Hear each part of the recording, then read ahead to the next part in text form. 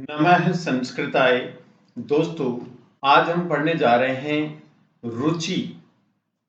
स्त्रीलिंग शब्द। रुचि का मतलब होता है इच्छा करना। रुचि का मतलब होता है इच्छा करना। स्त्रीलिंग शब्द रुचि मीन्स इच्छा करना। इच्छा विभक्ति, 7 विभक्तियां हैं, एक संबोधन है, उसमें बात करेंगे। एक वचनम, द्विवचनम और बहुवचनम। ठीक है। प्रथमा विभक्ति देखिए ध्यान से, जैसे हम मति शब्द पढ़ते हैं वैसे ही देखिए रुचि ही, फिर रुचि बड़ी की मात्रा और फिर रुचयः, ये ध्यान रखना अपने को। अब द्वितीय विभक्ति पढ़ रहे हैं, प्रथमा विभक्ति में हमने लिखा है कि रुचि ही, विसर्ग लगा रखी है।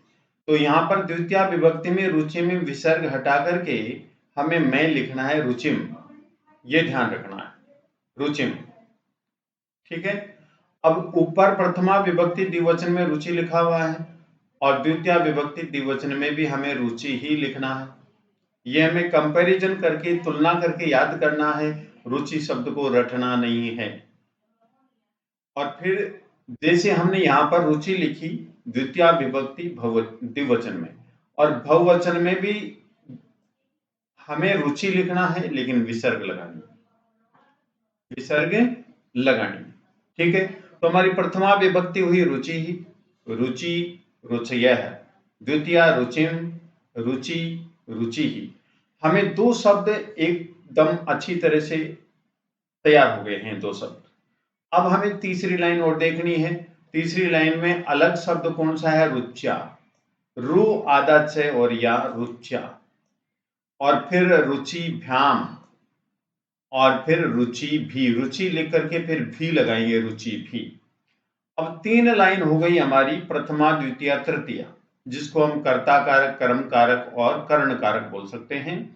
और 3 लाइन हमें आज तैयार कर लेनी है और 3 लाइन हम दूसरे दिन तैयार करेंगे। जैसे ही हमें रुचि शब्द अच्छी तरह से याद हो गया, तो रुचि शब्द की तरह है कोई दूसरा शब्द होगा तो उसको याद करने में इतना समय नहीं लगेगा।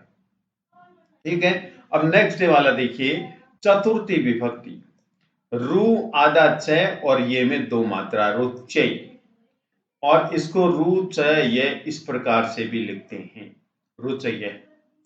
फिर जैसे तृतीय द्विवचन है वैसे ही चतुर्थी द्विवचन होगा, रुचिभ्याम। और फिर रुचि लिख करके आधा भय और ये रुचिभ्ये, इस प्रकार से। ठीक है।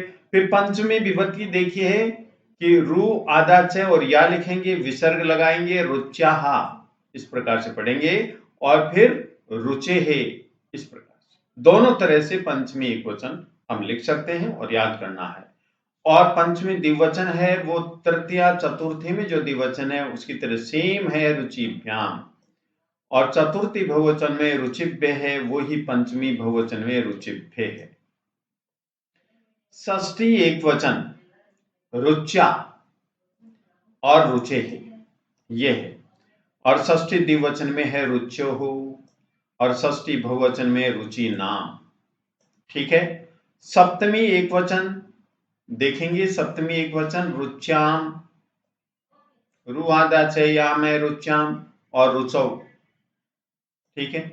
और फिर सप्तमी द्विवचन रुच्यो, जैसे षष्ठी द्विवचन में वही सप्तमी द्विवचन में लिखेंगे हम रुच्यो, और फिर लिखेंगे रुचिसु, संबोधन। अब संबोधन में जो प्रथमा विभक्ति है उसमें देखिए, संबोधन में हे रुचे, और फिर प्रथमा विभक्ति में लिखा हुआ है रुचि रुचये, सेम लिख देंगे, रुचि रुचि। तो साथियों थोड़ा समय तो लगेगा, लेकिन जिस प्रकार से हम याद कर रहे हैं, 3 लाइन एक दिन और 3 लाइन दूसरे दिन, तो 6 लाइन हो गई और 2 लाइन हम तीसरे दिन याद कर लेंगे। तो इस प्रकार से जो रुचि शब्द है हमारा 3 दिन में क्लियर हो जाएगा और भूल भी नहीं पाएंगे।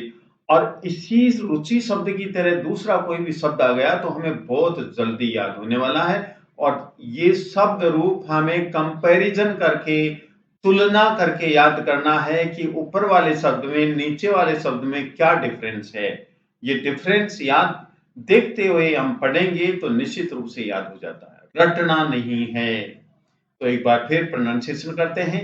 रुचि स्त्रीलिंग शब्द, रुचि का मतलब होता है इच्छा करना। प्रथमा रुचि ही, रुचि रुचयः। द्वितीया रुचिम, रुचि रुचि ही। तृतीया रुच्या, रुचिभ्याम, रुचिभिः। चतुर्थी रुच्यै, रुचये, रुचिभ्याम और रुचिभ्ये। पंचमी रुच्या या रुचे, रुचिभ्याम, रुचिभ्ये।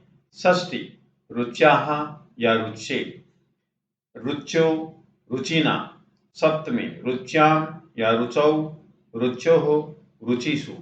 संबोधन हे रुचे, हे रुचि, हे रुचिये। धन्यवाद।